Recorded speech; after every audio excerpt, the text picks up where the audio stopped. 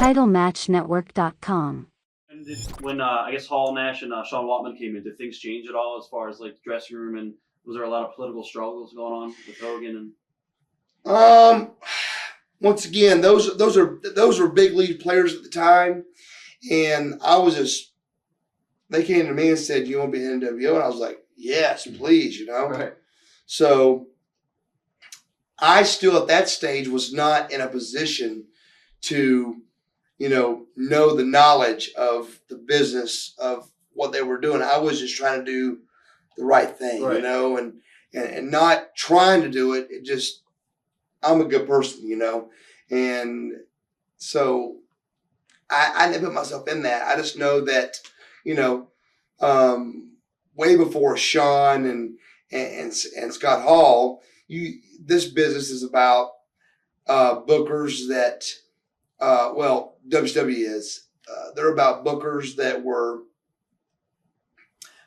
bring their friends in, Right. and take care of them, and everybody else was, second or third, Right. I mean, for example, Dick Slater, great guy, all that, but I have actually been beat by Dick Slater 5 times, him being fired, rehired, and beat 5, I'm saying 5, roughly 4 or 5, roughly 4 or 5 times where he was like, come back in and beat Marcus at that time.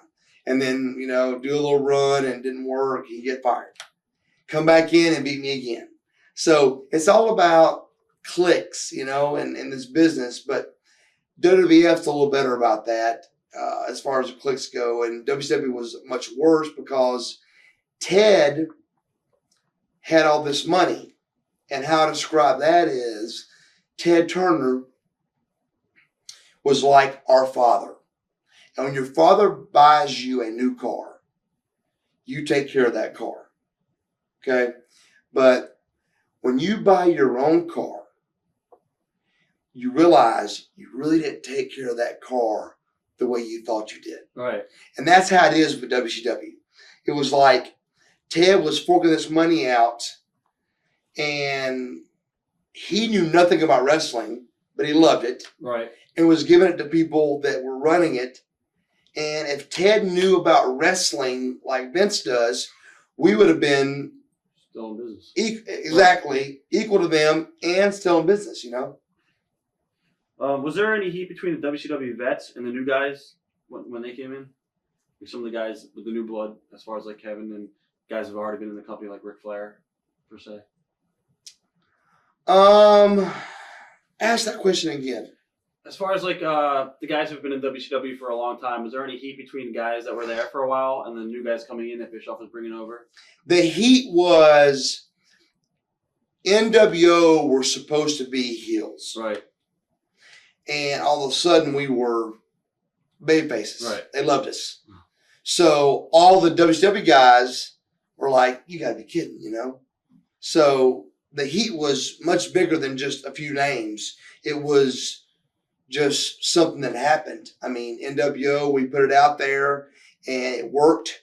And when it worked, we were loved, and we thought we were going to be hated, but they liked us. So all of a sudden, here's Sting and Luger and those guys, Dallas Page. They were almost the heels when they got in the ring with us. Right.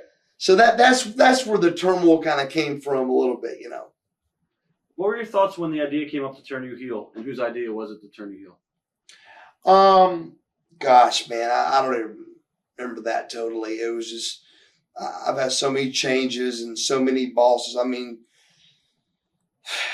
to survive in one company 11 years and go through 4 different bosses is, in this business, Right. is unheard of. And I'm not real sure about that one. How hard or easy was it to go into the heel character? I mean, did you enjoy being a heel? Buff is better as a heel. Much better.